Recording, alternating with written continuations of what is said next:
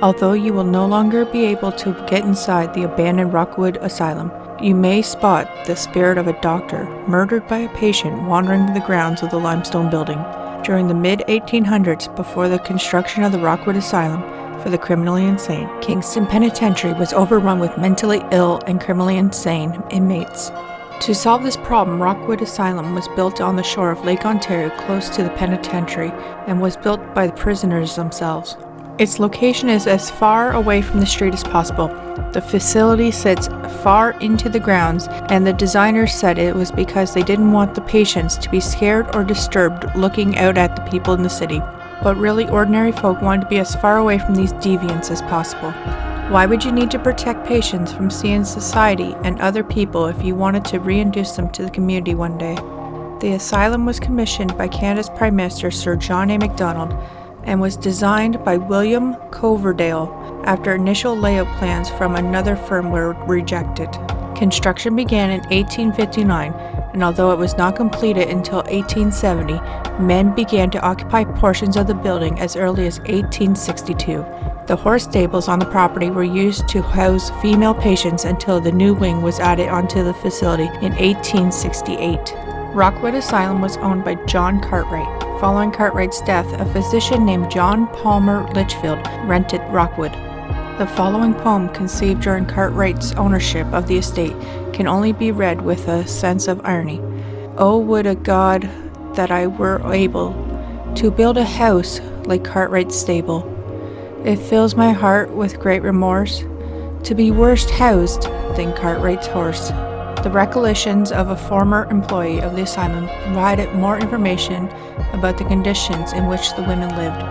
According to them, the beds were made of straw and pillows, and the walls and ceilings were whitewashed with lime. The asylum housed over 300 patients, many who were from Kingston Penitentiary and deemed criminally insane.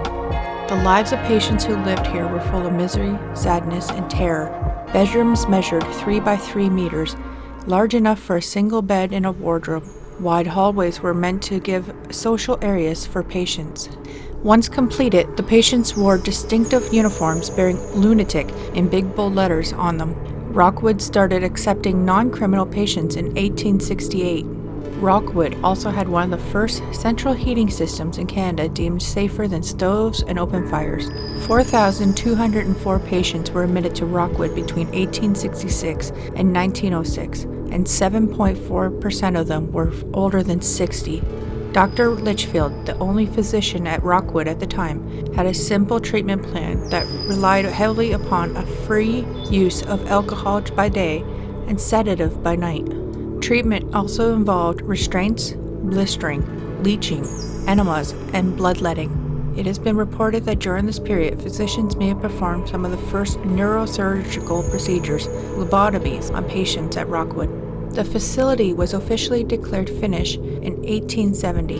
The majority of the food consumed by the patients was grown on the asylum's farm. Dr. Daniel Clark argued that nutritious food improved a person's physical functions.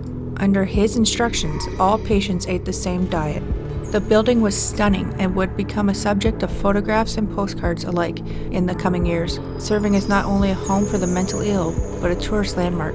Although the exterior of the asylum and its grounds were picture perfect, life at the Rockwood Asylum was not easy for the first people admitted to the facility. Untrained attendants would supervise the patients, oftentimes physically restraining them in filthy living conditions. Patients were not allowed to use knives or forks while eating. It would take the arrival of medical superintendent Dr. William Metcalf in 1878 for the asylum to implement more humane practices. Abusive practices were curtailed, and attendants who were cruel to the patients or compromised therapy would be removed. Occupational therapy set a list of work and routines enabled the patients to build self-esteem and improve their mood. New bedding was brought in, rooms would be painted with pleasant colors, and comfortable furniture and decor was purchased. Tin cups and spoons would be replaced with appropriate cutlery and dishware. To Dr. Metcalf, the residents of Rockwood deserved to be treated for their needs and not punished. The serenity of this community of the lake was shattered in 1885 when Dr. Metcalf was attacked by a patient named Patrick Maloney. Stabbing Metcalf in the stomach, Maloney would be disarmed and charged for his crime, while Metcalf would die a few days later. Some patients may have left in a better state, but many patients would only leave the asylum upon their death. The deceased patients were buried in an unmarked asylum plot at the Rockwood Cemetery. Throughout the years, the asylum has gone under many name changes.